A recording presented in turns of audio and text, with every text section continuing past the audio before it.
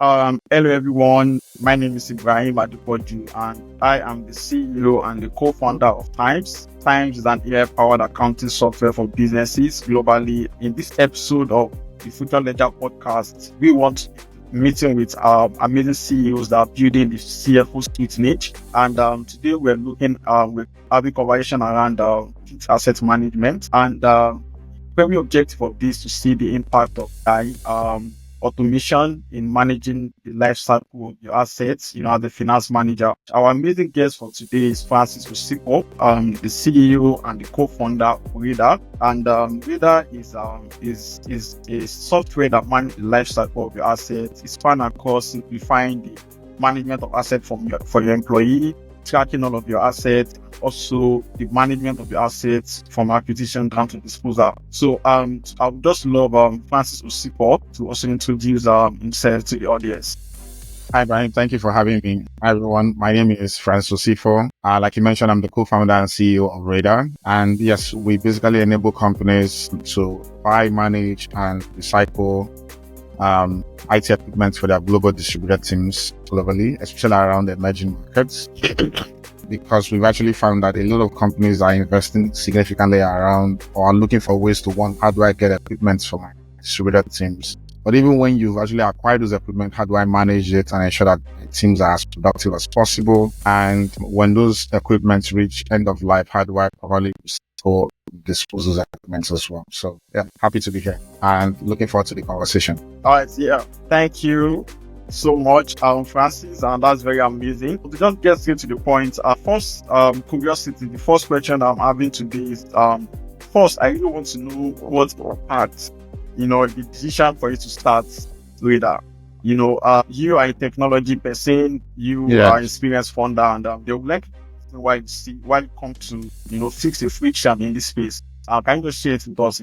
Yeah. So again, so like you mentioned, in my last company, we had grown to over 300 plus people. We spread across multiple countries. And I remember trying to ship an equipment from Nigeria to a new hire in Kenya, and it was stuck in customs for over 2 months. And it was a big nightmare, both for us as a business and even for the employee. And I kept talking to myself that there had to be a better way, one, to deploy that equipment and get that employee up and running. And the more we spoke with a lot of companies, realized that a lot of companies were struggling. Some companies sent money to the employees. Some companies had to tell their employees to wait till they traveled into the country to get them equipment. But the challenge obviously is that when those employees left, recovering those devices was a nightmare. Ensuring that there was proper security on those equipment was a nightmare. And if you were to kind of scale down the team for whatever reason, or if the business decided to leave a certain country, a certain market, now they didn't know how to liquidate those assets and get that money back into the business. And so for us was, how do you help business take away that entire headache? Because that is not their core business. Let's enable you focus on your core business and provide you an end-to-end platform that takes care of everything from deploying those equipments, managing it, whether you need insurance, maintenance or repair, and even helping you recover those equipments when the employee leaves or is no longer in the business. Or if the device then is fully depreciated, now you have a team of 300 people those equipments are fully depreciated. What do you do with those equipment? How do you properly recycle it? So for us, we just wanted to kind of build that entire value chain. And the more we spoke with businesses we realized these are very big and interesting problems. Yeah. And so I was like, okay, this is interesting. And thankfully, an amazing team to kind of solve for that problem. So, yeah. Yeah. That's amazing. Thank you so much. The title of this podcast, primarily this session we're having, is to look at it beyond the balance sheet. Mm-hmm. Impact of AI in asset management and optimization. Sometimes everybody think when we're talking about assets, we're just looking at the balance sheet, but there are a lot of things that you need to do, problems that you need to solve before you go straight to your balance sheet.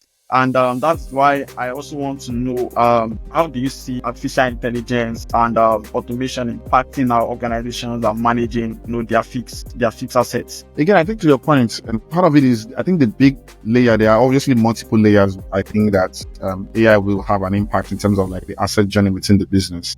I think one of it obviously is in insights, right? There's a lot of like data or insights that companies do not necessarily have about their assets. A lot of the time, people necessarily do not. Assets are not something that people necessarily pay so much attention to beyond it being in your balance sheet, right? But being able to kind of know, like, for instance, in maintenance, being able to do like preventive or proactive maintenance of those assets could be a huge saver for the business, right? So if we have visibility around assets that are likely going to break down or when they're going to break down, then we can take actions or measures to ensure those assets are properly maintained or repaired in that sense.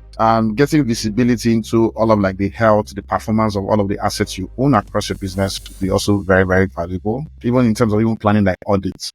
A lot of businesses I see, a lot of the time they wait too long to do like audits for the assets. So they again in their books, they're actually carrying assets that technically they are ghost assets, right? If you actually say, hey, show me what the equipment is, nobody can show you where that equipment is. Helping companies start spotting like trends where you have like issues of like ghost assets within the business, which is a huge burden for a lot of businesses. Helping businesses spot assets that are not properly insured. They are critical assets, but they are probably not insured or underinsured. Could be significant value, right? And even helping companies kind of spot assets that have reached like end of life and help them plan what should happen at end of life. Again, a lot of those things are just like we are capturing it in the books, but there's no real insight. So for me is that I think one big value is helping bring out those insights in a way that management can be like, okay, what can we do with that data point? And I think that's where I see as the immediate point where AI will have the most value in the short term, or from a fixed asset perspective. Yeah, I think that's very interesting. It's always around the insight part, which is very important. To also ensure that the balance sheet makes auditing, very flexible and easy. And I think one other thing that I'm also very curious about is like there's always this challenge when it comes to adopting technology in organization. We know this is going to save people's life.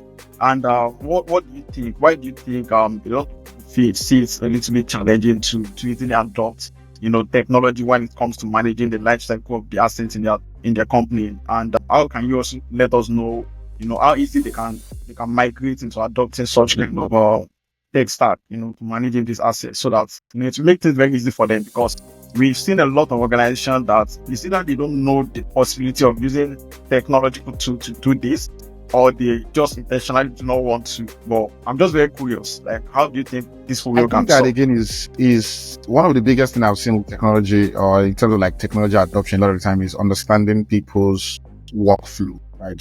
How are they already used to solving that problem, right? Because if you mirror as much as possible what people are already used to in terms of how they operate on a day-to-day basis, sometimes most of the time makes it a lot more easier. A lot of the time it's just doing, for us, what we've done a lot of the time is doing a lot of like customer discovery, trying to really figuring out how does the customer wants to use the product and what does the customer really care about. Sometimes what we've seen is that they care about one piece, even though you are screaming about this other piece that can be very valuable for them. You want to kind of first of all solve that pinpoint and then show them the additional value that they can unlock by layering that technology in the system.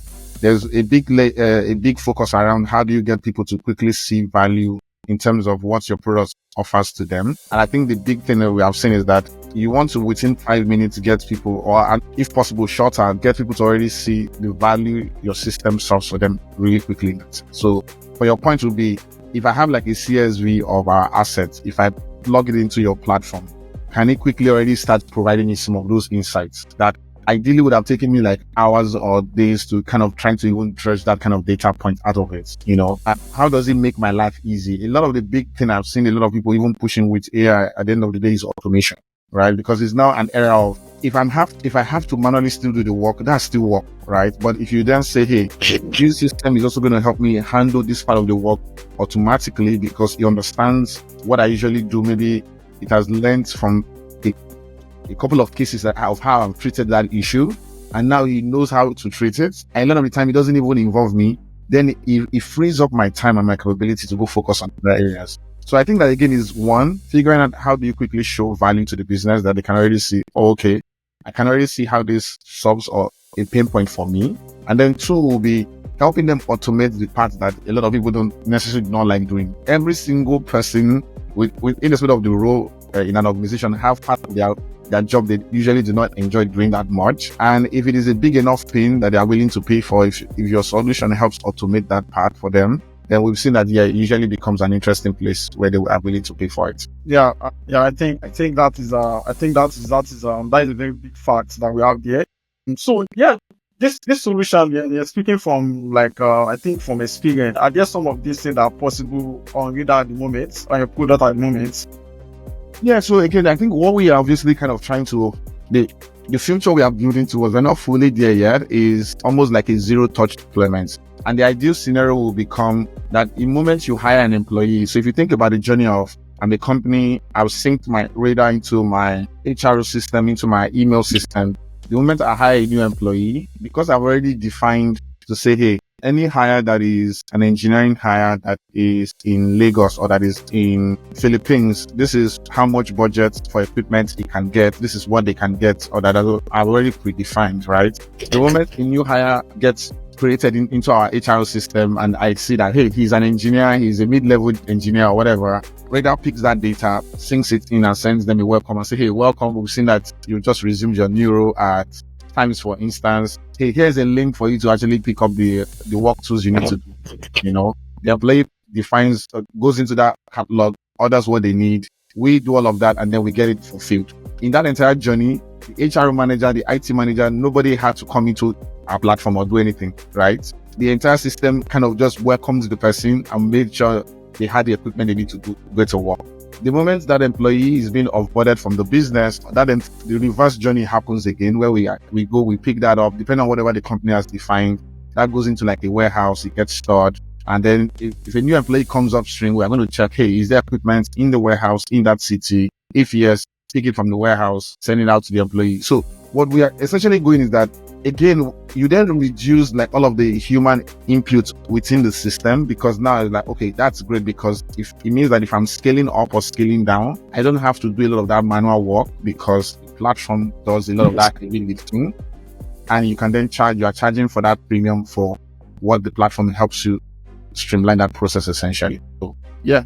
I think that's very great. So yeah, you want to look at this from the I think comparing it to the last episode of this podcast that we discussed internal control, I can see that when even keeping record on the accounting system like Tyms, when you're even trying to keep record of the assets into your ledgers, this also make internal control audit trade very easy. Let's look at it from the audit trade part. You're able to track the journey of how the asset is coming. You have a data of somewhere before you even bring it to the ledger. It make it easy to easily, see a lot of pattern and make a lot of recommendation. And I see that these are some amazing things that are using technology to make possible for people. And I also see this will also enhance AI also for recommendation, making insights, even seeing pattern on how people are using things. And I see maybe it might even allow them to know when to repair, just as you said. Exactly. And, also, so yeah, because you can tell when a device is already getting like faulty before even the person flags it. So I can say, hey, this person's battery is already going to go bad. So the system can flag and say, hey, there's a battery that is about to go bad. We need that to be replaced. And then we can plan for that. Or look, if our policy is that any asset, our depreciation policy is over 3 years or 4 years, it's already 3 years, 6 months. These are the devices that need to be replaced over the next 3 months, over the next 6 months. And then you can plan for that. So again, it helps with all of those kind of like strategic planning, because you then know, hey, how much value of assets do we need to change? Does it make sense for us to buy? Should we be exploring leasing? Again, all of those kind of strategic decisions that the business can make. But again, I think to that point is, how do you help surface a lot of insights, and how do you help to automate a lot of the manual process within the organization? So yeah. So the last question I always like to ask is I always like a very short story, because I know that anybody working on something will have a very short or funny story. It's like a problem, like if you have any that you can share with us. I know the last time there was a story about people that they stole their stock and everything, so I always love if you have any story that you can share. Yeah, like I mentioned, I remember there was a company recently, and again for us, I think what we are gradually seeing is how deep and how pressing this problem is. And the way I think about it now is very, very different the way I even thought about it a couple of months ago. Because what we are seeing now, and I see a lot of people that are trying to work remotely, and now we are seeing that companies, sometimes the lack of infrastructure across different countries, or the inability to provide those assets, is affecting even the countries people hire in. And for me, that's a very interesting thing, because what companies are saying is that, look, I want to hire more in a certain region. There was actually a company we were speaking to where they were like, they've been trying, but again, it's just a lot of the local infrastructure issues make it really difficult, even when you find great talent. And I think that's for us is really what we're trying to build for now. It's how do you build that infrastructure that enables, that powers people to be hired and do great work irrespective of the country where they reside in. We've heard of people that have lost jobs because of, hey, internet issues being really, really crappy. It's not because of the talent. It's also because of their inability to use, I have a device, I have I have very unreliable internet, and being able to work with a cross-functional team becomes very, very challenging.